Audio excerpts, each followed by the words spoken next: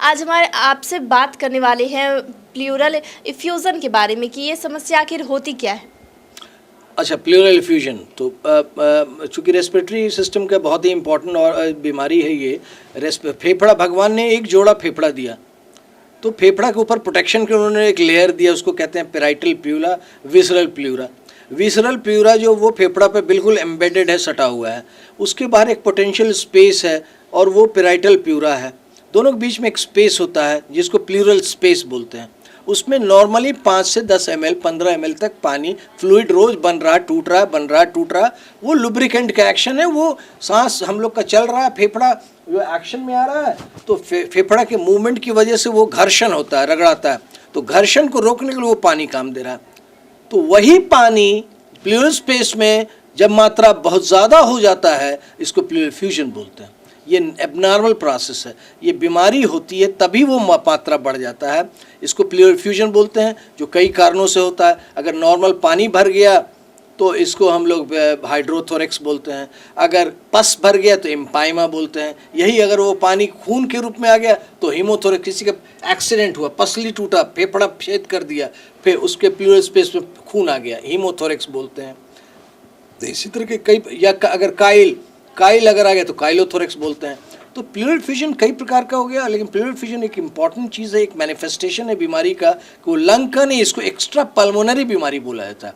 मतलब पल्मोनरी मतलब लंग से जुड़ा हुआ, ये एक्स्ट्रा पल्मोनरी है, मतलब फेफड़ा के बाहर है। ये प्रोटेक्शन का जो लेयर है उसमें पानी भर गया है, और इसके पानी भरने कई कारण होते हैं। पानी भरने कई कारण होते हैं, तो वो उसके बारे हम लोग बहुत इंपॉर्टेंट है। कई बार आम लोगों को बहुत अवधारणा है कि पानी भर गया, फेफड़ा में पानी भर गया। नहीं, फेफड़ा में नहीं भरा, फेफड़ा के बाहर जो चदरा है, भगवान ने जो स्पेस दिया है, जो प्रोटेक्शन का लेयर दिया, उसमें पानी भरा। वो कॉमनेस्ट कारण in this part of the country, यहाँ पे ट्यूबरकुलोसिस उसका कारण है, या एज ग्रुप के अनुसार है। बहुत एल्डरली ओल्ड लोगों में हो रहा तो समझिए कैंसर की वजह से भी हो सकता है, या कई बार होता है बैक्टीरियल निमोनिया अंदर हुआ। जो अभी हम लोग निमोनिया की बात करते हैं, तो निमोनिया हुआ तो पैरानिमोनिक इफ्यूजन हो गया। निमोनिया गल गया, वो पानी हो गया, पानी आ गया इफ्यूजन में, वो फेफड़ा के बाहर भी, तो उसको पैरानिमोनिक इफ्यूजन, पानी आ गया वहाँ पे, तो एक वो कारण हो गया। या कई बार ऐसा होता है कि बार बार इन्फेक्शन हो रहा है और फिर रिकरेंट इन्फेक्शन लीड्स टू पस, एम्पाइमाथोरेसिस। या कई बार होता है गठिया, कई रूमेटॉइड आर्थराइटिस होता है, एसिली होता है, उसकी वजह से पानी भर गया। या हार्ट फेलियर हो गया, उसकी वजह से पानी भर गया, तो दोनों साइड भर जाएगा, जनरली एक साइड में रहता है।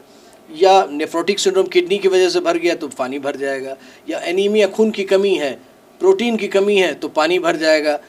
कई बार होता है कि बाईपास ऑपरेशन हार्ट का करा के लोग आते हैं बड़े बड़े हॉस्पिटल से, उसके बाद देखा गया कि वो पानी भर गया, उसमें नीडल डाले तो ब्लड आया, वो नॉर्मल चीज़ है। बाईपास ऑपरेशन होने के बाद 1 महीना के अंदर अगर प्लूरा में ब्लड आ रहा है तो नॉर्मल चीज़ है, घबराने की ज़रूरत नहीं है। ये नॉलेज बहुत लोगों को होना चाहिए। बहुत इम्पॉर्टेंट आज इन्फॉर्मेशन साझा कर रहे हैं लोगों के साथ हम, ये कि CABG, इसको हम लोग कहते हैं कि coronary artery bypass grafting. Heart attack हुआ तो बाईपास करा के लोग आए, तो उसके बाद देखा गया कि पानी फेफड़ा में फिर वो भर गया, प्लूरल इफ्यूजन हो गया।